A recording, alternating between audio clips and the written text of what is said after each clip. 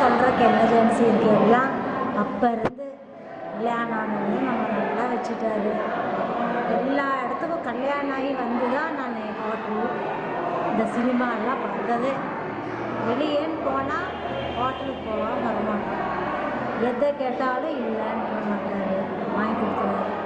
என்னை அழகுப்படுத்தி அவர் பேசிப்பார். அப்படி ஒரு செருப்புனாலும் சரி, இந்த சாரி பிடிச்சா என்னதான் கோப குணம் இருந்தாலும் அந்த உள்ள வந்து மனசு பாசம் இருக்குங்க. வெளியே அந்த இது மட்டும்தான் கோபம்.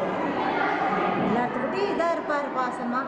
ஆனால் என்னன்னா அவர் எல்லாத்துட்டையும் ஒரே மாதிரி கரெக்டாக இருப்பார்.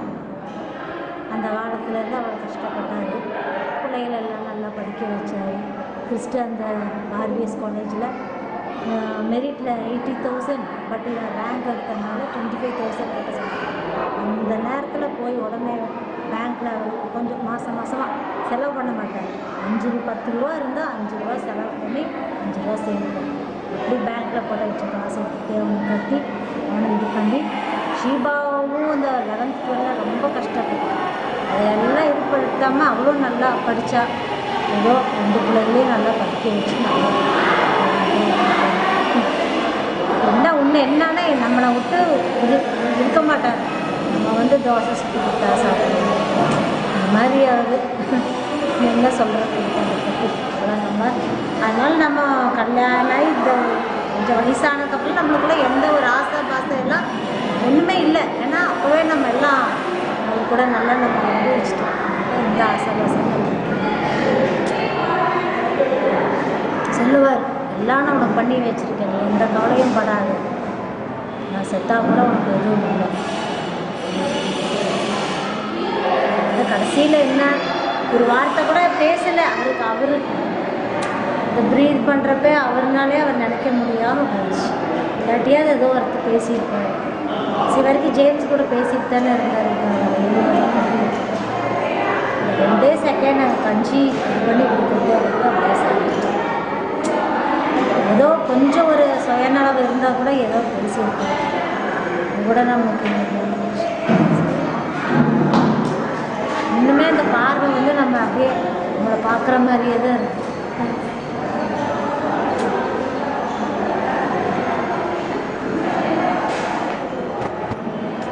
இந்த சிந்தியான்னா அவ்வளோ இதாக இருக்காது.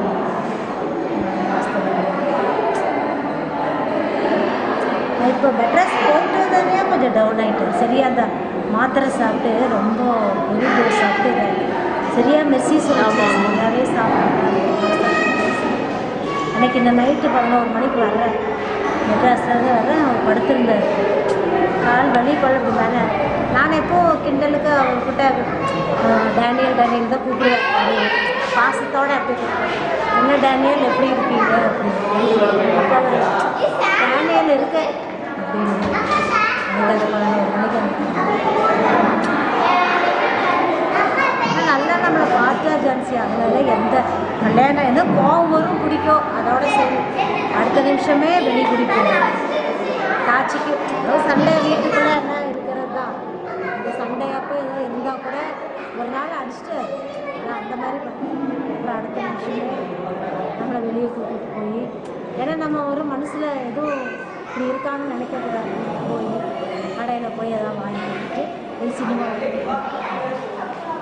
இந்த மாதிரி எல்லா விஷயத்தில் அவருக்குன்னு அவர் ஒன்றுமே இது வரைக்கும் சேர்த்து வச்சு பேண்ட் ஷர்ட்டு கூட கடைசியில் பிரபு அவங்க எடுத்து கொடுத்தாங்க. எங்கள் மருமகன் திட்ட மாட்டாருன்னு எல்லா மீது மருமகனும் யாரும் திட்ட மாட்டாங்க. வாங்கிட்டாரு. ஃபஸ்ட்டு வாங்கிட்டு வந்து நான் கடைக்கு போகிறேன், எனக்கு ஒன்றும் வாங்க வேண்டாம், எனக்கு திருப்பி வாங்க வேண்டாம். ஒரு மருமகன் சொன்னால் வேண்டாம்னு சொல்ல முடியாது, திட்டவும் முடியாது. எல்லாத்துட்டும் என்ன எல்லாத்துட்டையும் இதாக இருப்பார். எல்லா வேலையும் அவரோட கமிட்மெண்ட்ஸ் எல்லாம் முடிஞ்சிருச்சு. எந்த இதில் என்ன இருந்தாலும் வெளியே வந்து பையனை ஏதோ தப்பு பண்ணால் வெளியே போனால் என் பையன் அப்படி அப்படி தான் சொல்லுவேன். எங்கே போனால் பெருமையாக பையன் இப்படி இருக்கிறான், நல்லா இருக்கிறாங்க. சரி, அவரை நினச்ச மாதிரி எல்லாமே நல்ல மருமகனும் அமைஞ்சு, எல்லா மருமகளும் நம்மளுக்கு அமைஞ்சாச்சு. அதுதான் எனக்கு எல்லோரும் அதை சொல்கிறாங்க. மண்டபம் எல்லாம் நீங்கள் எப்படி உங்கள் நான் தங்கச்சி அதான் சொன்னேன். ஆண்டர் இதில் என்ன அந்த சரௌண்டிங்ஸ், மெர்சியோட சரௌண்டிங்ஸ் எல்லாம் நம்மளுக்கு இதாக அதுதான் கழிச்சு. ஏன்னா நம்மளுக்கு யாரும் இல்லை ஆச்சா, கூட பிறந்தவங்களெல்லாம் ஒன்றும் இல்லை, எல்லாம் இதுலாம் நம்மளுக்கு இருக்கிறதுனால ஒரு கவலை இல்லை. என்கிட்ட நீங்களும் எங்களை எல்லாம் அவ்வளோ நல்லா பார்த்துக்கிறீங்க. அந்த விஷயத்தில் ஆண்டவர் எனக்கு இது கொடுத்துருக்காரு. இல்லாட்டி வேறு யாரோ இதாக இருந்தால் நம்மளுக்கு இந்த மாதிரியெல்லாம் ஒரு பேக்ரவுண்ட் இருக்குமா, அப்படி வந்து நம்மளை பார்ப்பாங்களா, இது பண்ணுவாங்களா, யாருமே இல்லை.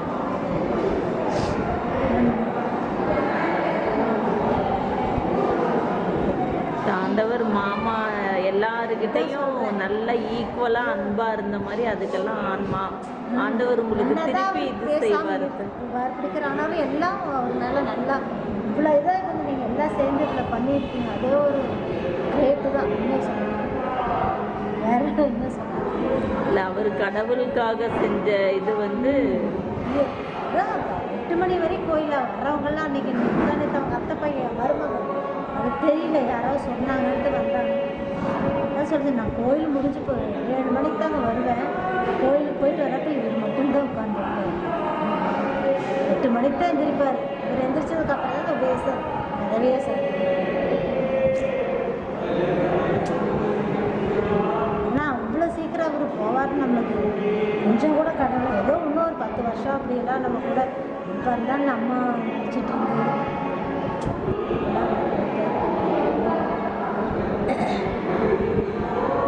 என்னன்னா பாசம் இருக்குது பிள்ளைங்க, ஆனால் வெளியே அவர் எதுவுமே நம்மக்கிட்டேயே பாசம் தான், அது வெளியே காட்டிக்க மாட்டேன். இல்லை இதுக்குள்ளேயே செய்கையிலேயே இது பண்ணிடுவோம்.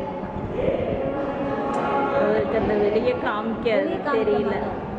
இப்போ இல்லை, எப்பவுமே அப்படிதான். அதான் எங்கள் அம்மா சாகிறப்போ கையில் பிடிச்சி கொடுத்துருப்பான், எனக்கு யாரும் இல்லைப்பா, நீ தான் பார்த்துக்கணும். அதுலேருந்து தான்ப்பா ஸ்மோக்கு விட்டது மாமா. எனக்கு ஒரு தடவை சுகர் வந்துச்சு அம்மா. சரி சரி. கோமா ஸ்டேஜ் அளவுக்கு போயாச்சு. ராத்திரி எல்லாம் பூ மார்க்கெட்டில் இவர் தான் பக்கத்தில் இருந்து கவனிச்சிட்டேன். அந்த டைமில் சிகரெட் விட்டது தான். இல்லாட்டி பயங்கரமாக சிகரெட்டு குடிப்பேன். ட்ரிங்க்ஸ் இல்லை, சிகரெட்டு மட்டும். நானும் திட்டுவேன், இதெல்லாம் குடிக்காதீங்க அப்படின்னு. அதில் விட்டது தான் ஜான்சி. 23-4 வருஷம் ஆச்சு சிகரெட்டே தொடங்கி. கடைசியில் தான் எங்கள் அம்மா மேலே எல்லாம் அவருக்கு ரொம்ப விஷயம். இல்லாட்டி எல்லாம் போய் பார்க்க மாட்டார், பிடிக்கும். அப்போல்லாம் அப்படி இருந்தார் கொஞ்சம். அப்புறம் அவருக்கே ஒரு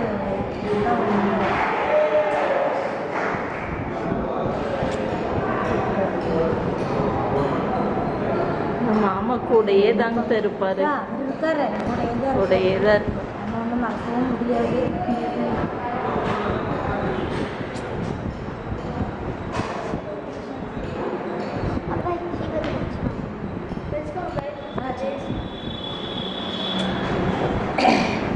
என்ன அந்த குடும்பத்தில் 2 பேரும் நம்மளுக்கு நல்லா மருமக கொடுத்துருக்குறாங்க. அதில் நம்ம நல்லா அதுக்கு நம்ம நல்லா பார்த்துட்டா போதும். அவ்வளோதான். ஆமாங்க. நம்மளும் மனம் கோணாமல் அதெல்லாம் சொல்லிட்டு போகிறேன். ஃபஸ்ட்டுக்கெல்லாம் இல்லை நல்ல பேக்ரவுண்ட் இருக்கிறதுனால நான் நினைக்கவே இல்லை. அன்னைக்கு அவருக்கு வந்தப்பே அப்படி சொல்லியிருக்காரு. அவங்களுக்கு எல்லாருமே ரொம்ப மெர்சியோட ஃபேமிலியே எல்லாம் ரொம்ப பிடிச்சிச்சு. இந்த காலத்தில் யாருப்பா இப்படி வந்தாங்க பார்த்தோமா போனோமா இந்த மாதிரி தானே இருப்பாங்க. ஷீபா ஃபேமிலின்னு அவங்க அப்படி இருக்கிறாங்க. அவங்க வெளியூரில் இருக்காங்கல்ல, ஆனால் அவங்களும் ரொம்ப எல்லாத்துலேயும் நேர்ந்து கலந்து இருக்கிறாங்க. பட் இந்த மாதிரி இல்லை. ஆமாம், இல்லை இந்த ஊர்லேயே இருந்தால் அவங்களும் அதே மாதிரி தான் வருவாங்க.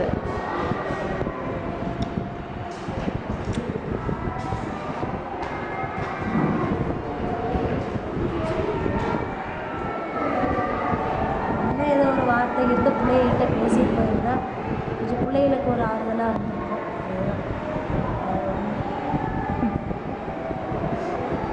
மாமாவோட நினைவுகள் தான் நம்மளுக்கெல்லாம் ஒரு இது, ஒரு மாதிரி நல்ல பக்தியாக இருந்து கண்டிப்புலையும் படிப்புலையும் எல்லாத்துலேயும் கரெக்டாக இருந்து அந்த மாதிரி பக்தியாக இருக்கிறதுக்கு நம்மளுக்கெல்லாம் ஒரு எக்ஸாம்பிளாக இருந்துட்டு போயிருக்காரு. கரெக்டாக கோயிலுக்குன்னா அவருக்கு கரெக்டாக இருக்கும். அதனால தான் மிஸ்ஸிங்க திட்டுவார். 7:30 மணி பூசைக்கு ஏன் குழந்தை பிள்ளையை கூட்டிகிட்டு வரலாங்க, இன்னும் போடலாம்ல. 6 மணி பூசைக்கு நானும் வரணும்.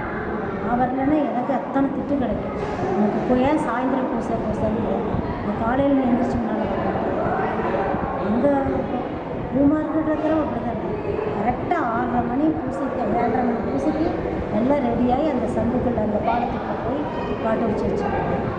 கோயில் விஷயத்துலலாம் ரொம்ப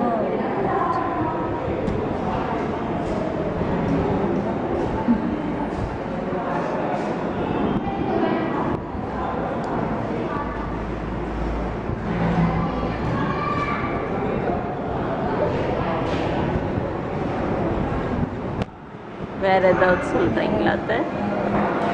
எல்லாமே அவருக்கு வேண்டது, வேறு எதுவுமே இல்லை. எப்படி கஷ்டப்பட்டு நல்லா ஆனால் எல்லாம் நல்ல விதமாக முடிச்சுட்டு தான் அவங்க இருக்கிறது. சாமியான இன்னும் நம்ம குடும்பத்திலேயே அவர் இருக்கணும். அதுதான் எல்லா கடமையும் முழுமையாக அதான் சொல்கிறேன். அவர் வழி நடத்துகிற மாதிரியே பிள்ளைகளும் அந்த வழிக்கே வருவாங்க. ஷிவா தான் தினம் இப்போ ஜெபம் சொல்லுங்க. ஷிவா இனிமேல் தினம் ஜெபம் சொல்லுங்க. அதிலெல்லாம் அவருக்கு ரொம்ப வீட்டில் ஜெபம் சொன்னால் அவருக்கு ரொம்ப இஷ்டம் பிடிக்கும். கோயிலுக்கு போயிட்டு வந்தாலும் வந்து உட்காந்துக்குவார் ஜெபம். நாங்கள் ஜெபம் சொல்லுவோம். அவரோட லைஃப்பை ரொம்ப ப்ரேயர் கூட இணைச்சிக்கிட்டாரு. 2 நாள் விட்டுன்னு ஏன் அன்னைக்கு செஞ்சு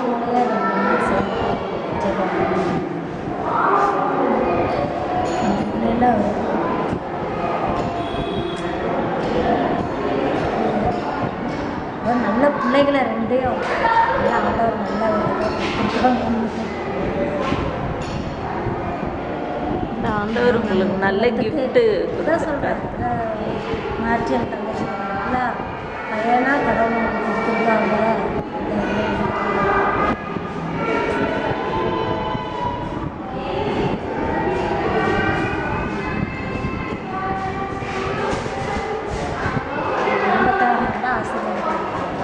கண்டிப்பாங்க சார். ஆண்டவரோட ஆசீர்வாதம் மாமாவோட பிளெஸ்ஸிங்கும் உங்கள் கூடயே இருக்கும்.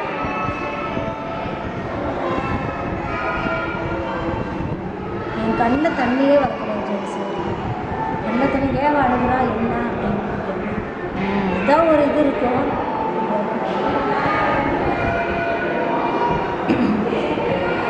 சண்டை போட்டுக்குவோம் 2 பேரும் நல்லா சண்டை போட்டுக்குவோம். நல்லா சண்டை போட்டுக்குவோம். ஒரு சமயம் நான் ஏதோ திட்டிடுவேன், ரொம்ப திட்டிடுவேன். ஒரு சமயம் ஏதோ திட்டுவேன். அப்புறம் உட்காந்துக்குவேன், திட்டோம்ட்டு. அப்புறம் நான் அவரை போய் கொஞ்சம் அப்படியே இது பண்ணுவேன். இந்த மாதிரி மனசார திட்டுறதில் இந்த கோபத்தில் அவர் ஏதாவது சொன்னார்னா உட்காந்து அழுதுருவேன். அப்புறம் வந்து அவங்க உட்காந்து நான் நல்லதுக்கு தானே சொன்னேன், அப்படி தானே சொன்னேன், இதுக்கெல்லாம் இது பண்ண முடியாது அப்படின்ட்டு நம்மளை இது பண்ணுவோம், புரிய வைப்பார். அப்போ இருந்துடலாம். அப்போ இருந்தே அப்படி தான் நாங்கள் 2 பேர் கீறி போகும்போது சண்டை போட்டுக்கோம். அதுக்கு அந்த நிமிஷம் தான், அடுத்த நிமிஷம் அவருக்கு எப்பவுமே மூஞ்சி தூக்கி வச்சுட்டே இருக்கிறார். மெயின் என்றைக்குமே ஒரு இதாக இருக்கும். சிரிச்சு காலையில் எழுந்திரிச்சா தலையை சீவி இந்த மாதிரி எல்லாம் இருக்கக்கூடாது. காலையில் எழுந்திரிச்சா ஃப்ரெஷ்ஷாக இருக்கும். வந்து நீட்டாக இருக்கும். முடிச்சுட்டு அப்படின்னு இல்லை, தலையை சீவி காலையில் வச்சுட்டு